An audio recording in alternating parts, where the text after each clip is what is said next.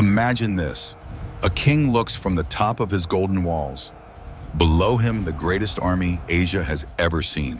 300,000 warriors. Armored knights that make the earth tremble. Horse archers that obscure the sun with their arrows. And then in the distance, a spot, 15,000 Roman men. The king laughs. Not a nervous laugh, a real deep laugh of someone who has already won. Too many to be an embassy. He says to his generals, too few to be an army. That laugh will echo for eternity, because at the end of that day, 100,000 of his men will lie dead in the dust. And the Romans five dead Romans. Not 5,000, not 500, 5. This is not a battle. This is a miracle written in blood, or perhaps the greatest humiliation in the history of humanity. Welcome to Tigranocerta, the 6th of October, 69 before Christ, the day when Rome showed that numbers mean nothing, that discipline can devour the multitude, that an empire can collapse in an afternoon. But to understand how 15,000 men could annihilate 300,000, we must first know the two men at the center of this storm. On one side, Tigranes, the great king of kings, the man who had built the largest empire Asia had seen since the times of Alexander. From Syria to Armenia, from the Caucasus to Mesopotamia, everything bowed to his name. Tigranes was not born great. He had taken power with his nails and teeth, hostage of the Parthians when young. He had bought his freedom by giving up 70 valleys of his kingdom. 70 valleys. In humiliation he had sworn to avenge. And he had done it. He had crushed the Parthians. He had devoured Syria. He had built a new capital, Tigranocerta, and had filled it with deported Greeks, with kidnapped artists, with riches plundered from 20 nations. Now he sat on the richest throne of the East and wore the tiara, that tall, rigid headdress that only the King of Kings could wear. On the other side, a Roman whom history has almost forgotten, Lucius Licinius Lucullus. Lucullus was not Caesar. He was not Pompey. He was not one of those names that Roman children whispered with reverence. He was an aristocrat, an intellectual, a man who loved Greek books, luxurious gardens, refined banquets. His political enemies called him the General of Pleasures, a man too soft for war. But Lucullus had a secret. Behind that facade of culture and refinement hid a military mind of surgical precision. A man who studied his enemies like a philosopher studies ancient texts, who saw patterns where others saw chaos. And above all, Lucullus was not afraid. It was he who had defeated Mithridates of Pontus, the most dangerous enemy Rome had faced in the East. For years, Mithridates had massacred Romans. 80,000 Roman citizens killed in a single day in the cities of Asia Minor, a genocide that Rome had not forgotten. Lucullus had pursued him, defeated him, humiliated him, and when Mithridates had fled like a beaten dog, where had he gone to hide? At the court of his son-in-law, Tigranes II, the King of Kings, Rome had sent ambassadors, hand over Mithridates. Tigranes had made them wait 2 years. 2 whole years before deigning to receive them. And when he finally admitted them to his presence, he had answered with 4 words, "I hand over no one." The arrogance of a man who had never known defeat. But arrogance is a trap, and Tigranes was about to fall into it. Lucullus received the order, invade Armenia, punish the King of Kings, show the world what happens to those who challenge Rome. His officers looked at him as if he had gone mad. "Armenia," said one of them. "With what army?"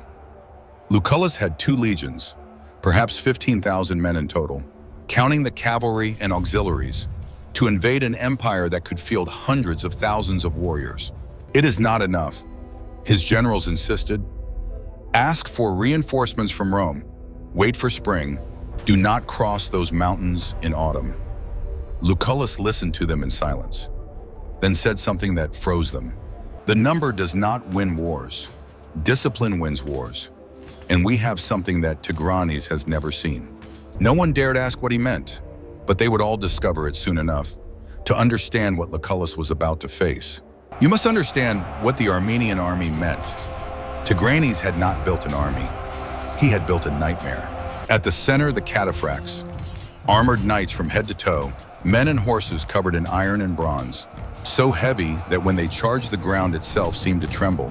A line of cataphracts charging was like a wall of metal moving at 40 kilometers per hour. Nothing could stop them.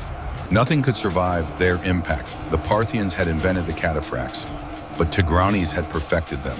His were heavier, more numerous, more terrifying. 17,000 armored knights. 17,000. Around them the light cavalry, horse archers who could launch arrows at a gallop with deadly precision.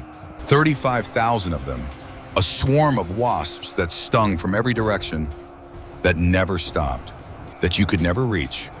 And then the infantry, 150,000 foot soldiers, not professional soldiers like the Roman legionaries, mostly armed peasants, but still 150,000 bodies to throw against the enemy, and we are not done yet. 20,000 slingers and foot archers, 25,000 engineers and servants in the war machines, siege towers, catapults, everything that Eastern engineering could produce, 300,000 men. Some historians say 250,000. Others say more, but the exact number does not matter. What matters is this: no army in history had ever defeated such a force in open field. Never. The Greeks had tried, the Parthians had tried, the Syrians, the Egyptians, the peoples of the Caucasus, all had tried, all had failed. Tigranes had always won, everywhere, against anyone. For 30 years, no one had dared challenge him, and now 15,000 Romans were coming. Do you understand why he laughed? Do you understand why his generals laughed with him? Too many to be an embassy, too few to be an army. But what Tigranes did not understand, what no one in the East understood, was that Rome did not fight like the others. Rome was different, and Lucullus was about to prove it. The autumn of 69 before Christ, the mountains of eastern Armenia. Lucullus led his legions through passes that no Roman army had ever crossed. Narrow paths where wagons got stuck in the rocks. Cold nights where soldiers slept, huddled together to not die of cold. His men murmured, not out loud. No one dared complain openly to Lucullus, but the murmurs were there. Where is he taking us? We are too few. We will all die in this cursed land. Lucullus ignored them, marched forward, always forward, with that icy calm that drove his officers mad. And then one day the spies with the news, Tigranes was gathering his army at Tigranocerta, the new capital, the city he had built to celebrate his glory. It would take weeks before all his forces assembled. Weeks. Lucullus smiled. For the first time in months he smiled. Then we will not give him weeks. His generals stared at him. What do you mean? We will march at night. We will cross the Tigris River before he notices, and we will attack him before his army is complete. Silence. Then one of the officers, a veteran named Sextus, spoke. General, even if Tigranes has only half his army, we are still talking about 150,000 men, perhaps 200,000. We are 15,000. I know. It is suicide. No. Lucullus turned to them. His eyes were calm, almost serene. Suicide is waiting. Every day that passes, Tigranes becomes stronger. Every day that passes, our supplies decrease. We have a window, one single one, and we will use it. But the numbers. Lucullus pronounced that word as if it were an insult. Numbers did not save Carthage. Numbers did not save Macedonia. Numbers will not save Tigranes. He approached his officers, his voice low, intense. Do you know what I see when I look at the Armenian army? I see mass. I see Ks. I see 100,000 men who have never fought together, who speak different languages, who serve different kings. I see knights who do not know what discipline means. I see a giant with feet of clay. He pointed to his legions camped in the valley below. And do you know what I see when I look at our men? I see a machine. Every legionary knows exactly where he must be. Every century moves as a single body. When I order forward, they advance. When I order halt, they stop, like a single organism with 15,000 limbs. He paused. Tigranes has never fought against Rome. He does not know what is coming. And when he discovers it, it will be too late. But the real madness was yet to come, because Lucullus had no intention of fighting a conventional battle. He had in mind something that no one, neither his men nor his enemies, could ever have predicted. The Tigris River flowed like a silver serpent through the Armenian plain. On one side, Tigranocerta, the new shining city, with its walls 40 meters high and its golden towers. Inside, Tigranes waited, surrounded by his court, by his treasures, by his concubines. On the other side, somewhere in the mountains, 15,000 Romans marched toward their destiny. Tigranes had received the reports. He knew Lucullus was coming, but he was not worried. In fact, he was happy. Finally, he said to his generals, "The Romans come to us. We will not have to chase them." He ordered that the celebrations continue. In the city, the deported Greeks had to perform in theaters. The banquets had to continue. Life had to go on as if nothing was happening. "When my army is complete," he announced, "we will crush these insects and then we will march on Rome itself." His courtiers applauded. No one dared say that, perhaps. Only perhaps they should take the Romans more seriously. But there was someone who was not applauding Tassilo, a Greek general in the service of Tigranes, a man who had studied the Roman wars, who had read the accounts of their victories. "My king," he said cautiously, "the Romans are not like the other enemies you have faced." "Ah, no." Tigranes raised an eyebrow. "No, they are different. They defeated the Macedonian phalanx. They destroyed Carthage. They conquered Greece, Spain, Africa. Do not underestimate them." Tigranes looked at him for a long moment, then laughed. "Tassilo, my dear Greek, you are afraid because Rome has conquered your homeland. But Greece was weak. Armenia is not Greece. My cataphracts are not your hoplites, and I am not one of your cowardly kings." Tassilo lowered his gaze, as the king wishes. But inside himself, he felt a chill that had nothing to do with the Armenian autumn. Meanwhile, Lucullus had crossed the Tigris at night in silence, without anyone noticing. When the Armenian sentinels saw the Roman eagle shining at dawn, it was too late. The legionaries were already lined up on the western bank, less than 10 kilometers from Tigranocerta. Tigranes received the news while having breakfast. For a moment, one single moment, something passed over his face. Not fear. Tigranes did not know fear, but surprise, discomfort. They are already here. "Yes, my king." They crossed the river during the night. Tigranes stood up, had his armor brought, and went out on the city bay to see with his own eyes. He saw them, a small, orderly spot on the plain, perfect rows, shields shining in the sun. And he laughed again, that laugh that would become legend. Look at these madmen. They have come to die." He ordered the army to deploy outside the walls. Everyone, every knight, every infantryman, every archer. He wanted the Romans to see what awaited them. He wanted fear to devour them even before the battle began. 250,000 men came out of the gates of Tigranocerta. They arranged themselves on the plain like an infinite sea, armors that sparkled, banners that waved, horses that neighed, a sea of iron, of bronze, of human flesh. Lucullus observed from the hill.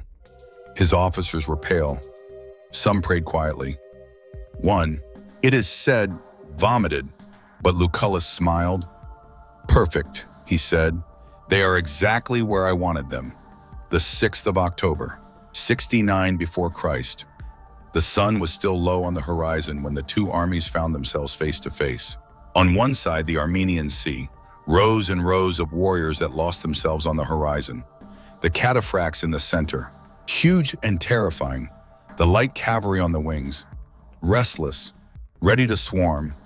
On the other side, a thin line, red and silver, the Roman legions, arranged with that perfect geometry that was their trademark. Tigranes rode in front of his troops. His golden armor sparkled. The royal tiara, tall and proud, made him visible to everyone. "Soldiers of Armenia," he shouted, "look at your enemies. Count them. 2 will be enough for each." The Armenian army laughed. A roar of 250,000 voices, but one of Tigranes' generals, Mano, commander of the cataphracts, was not laughing. "My king," he said in a low voice, "the Romans are doing something strange." Tigranes looked. It was true. Instead of lining up in the center of the plain, the legions were moving toward a hill on the Armenian right flank, a hill that dominated the battlefield. What are they doing? They are seeking elevated ground. "My king." And then when my cataphracts charge, the hill will not save them. Mano was not convinced. "My king. If they attack from the hill, our cataphracts will have to charge uphill. The horses, my knights can charge anywhere." Tigranes interrupted him. "Attack now, crush them, and we return for lunch." Manius bowed his head as the king orders. The cataphracts moved. 17,000 armored knights. The sound of their hooves was like an earthquake. The earth trembled. The air vibrated. The dust rose in clouds that obscured the sun. The legionaries on the hill watched them arrive. 15,000 men who observed death riding toward them. But they did not move. They did not flee. They did not shout. They waited. Lucullus was in the front line, not behind where generals normally stood, in the front line with his men. "Hold the position," he said. His voice was calm, almost bored. "Do not move until I tell you." The cataphracts were at 500 meters. Hold. 400 meters. Hold. 300 meters. The legionaries could see the faces of the enemy knights. Iron masks, eyes shining through the slits. Behold. And then, when the cataphracts were at 200 meters, too close to stop, too launched to change direction, Lucullus raised his arm.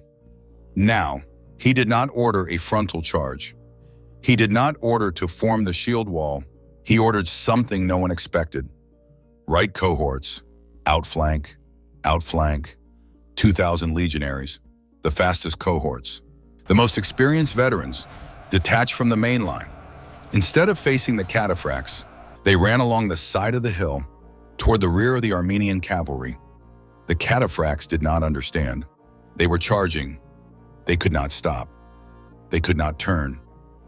The armor was too heavy, the horses too launched. And while they charged uphill, the horses slowing down, the men straining, the 2,000 Romans arrived at their backs and struck. The knights, not the impenetrable armors.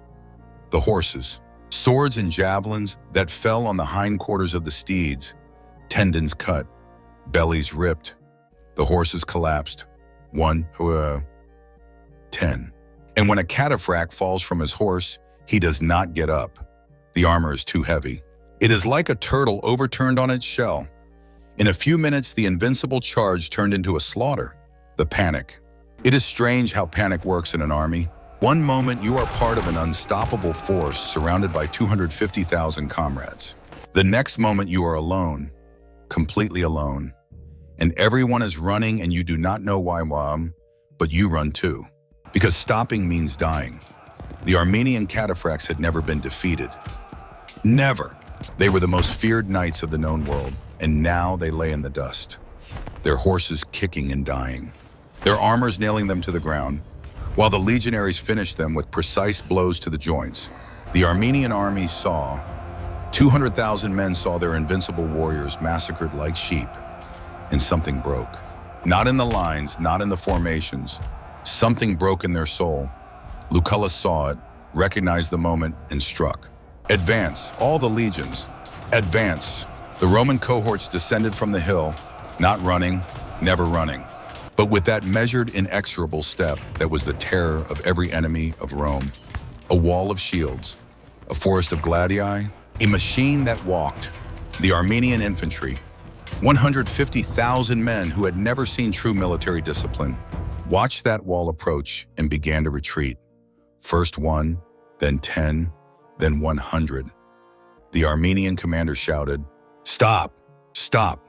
They are only 15,000. But no one listened, because numbers mean nothing when panic takes control.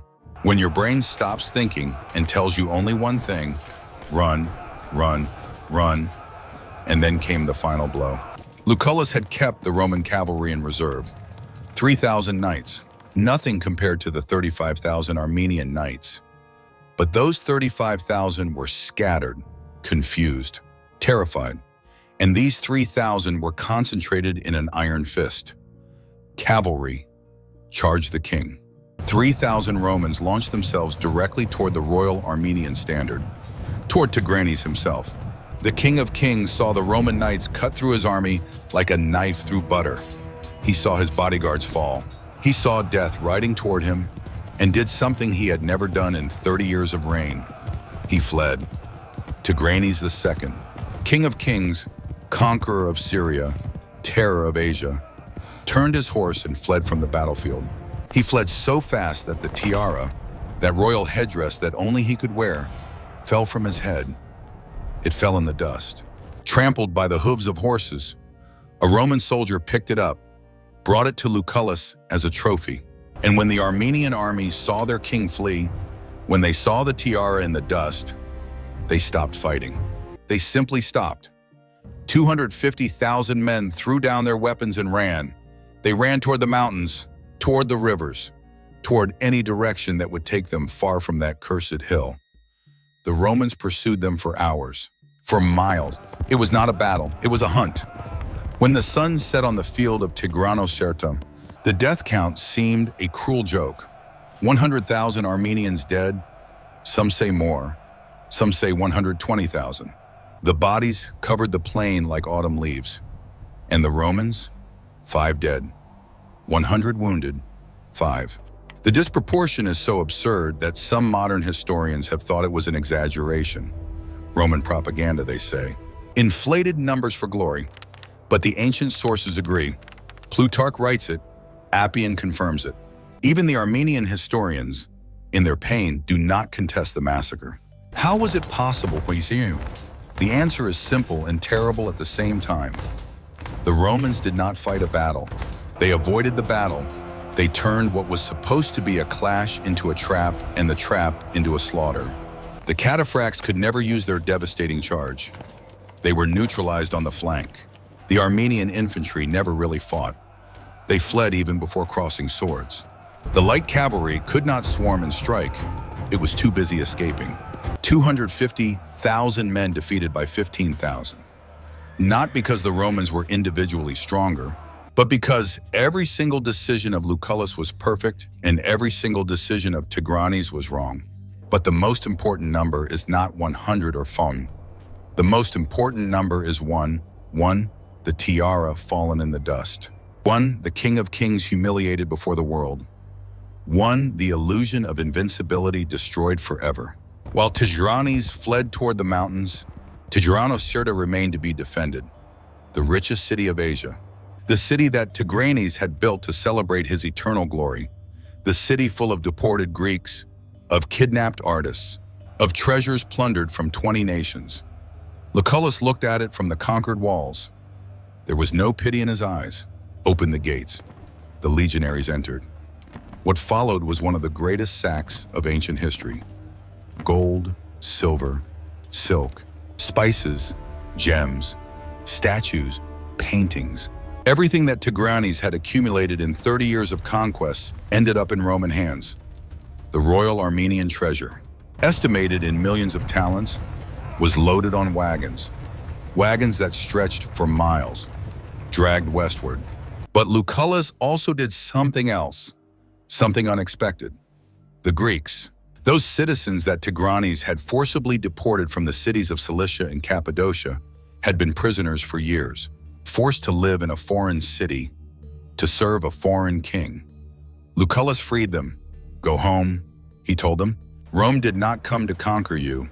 Rome came to free you.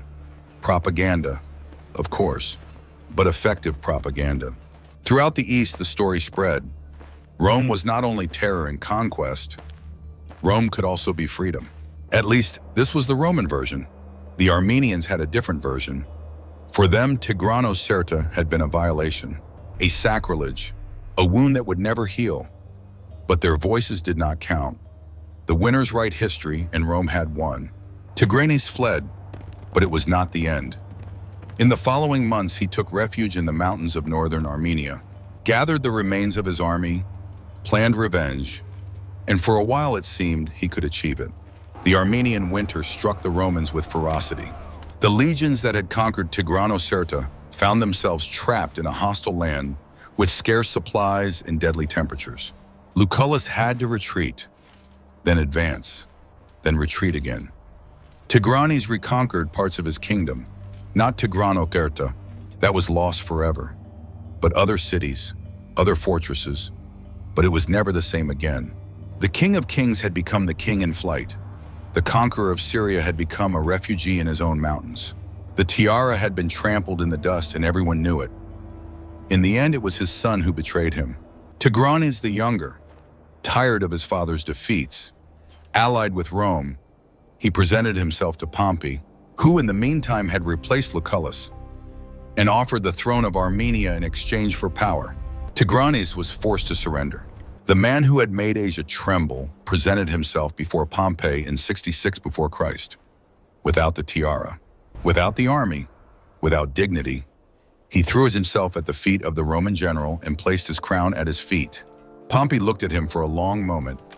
Then, with an almost bored gesture, he returned the crown to him.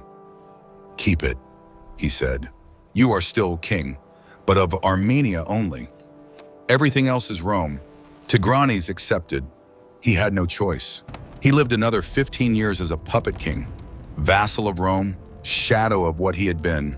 He died in 55 before Christ, old and forgotten. But the real death had occurred years earlier, on the 6th of October of 69 before Christ, on a hill near Tigranocerta, where 100,000 corpses rotted in the sun, where 5 Romans lay among 100,000 enemies, where a tiara had fallen in the dust, and Lucullus, the man who had accomplished the impossible. His story is perhaps even more tragic than that of Tigranes. After Tigranocerta, he continued to fight in Armenia for years. He won other battles at Artaxata, at Nisibis, always with impossible numbers, always against absurd odds. But Rome did not love him. His soldiers, exhausted by the endless war, began to mutiny. They wanted to go home. They wanted the booty, not the glory.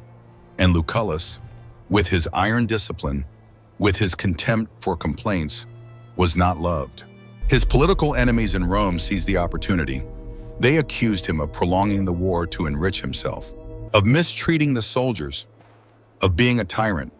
In 66 before Christ, he was recalled, replaced by Pompey, the general who would reap the fruits of his work without having planted a single seed. Pompey defeated Tigranes. No, Tigranes was already defeated. He had been at Tigranocerta years earlier. Pompey captured Mithridates. No, Mithridates was already fleeing, his kingdom already destroyed, thanks to Lucullus. But it was Pompey who celebrated the triumph. It was Pompey who received the glory. It was Pompey who was called the Great. And Lucullus. Lucullus returned to Rome as a forgotten man, bitter, betrayed, but he did not protest. He did not fight for the glory that had been stolen from him. Instead, he did something completely different. He retired from public life. He used the immense wealth he had accumulated, the booty of Tigranocerta, the treasures of Armenia, to build the most beautiful gardens of Rome, to organize the most legendary banquets of antiquity, to collect books, art, philosophy. The gardens of Lucullus became synonymous with extreme luxury. A Lucullan banquet meant a meal of obscene wealth. The man who had defeated 300,000 enemies with 15,000 soldiers spent the rest of his life eating, drinking, and reading. There is something tragic in this, or is there something wise? Lucullus had seen glory. He had seen what it was worth. Nothing. Glory was an illusion that Rome gave and took away at will. Better the gardens, better the banquets, better the books. He died in 57 before Christ, probably from a mental illness that had struck him in the last years. Some say he was poisoned, others that he went mad. But before losing his mind, he had uttered a phrase that would cross the centuries. When someone asked him if he regretted not having received the glory he deserved, he replied, "Glory is the smoke of a candle that goes out, but the memory of a good dinner lasts forever." the forgotten hero of Tigranocerta, buried in history by the more famous, more ambitious, more loved generals. But the one who had accomplished the impossible was him, only him. So what does Tigranocerta teach us?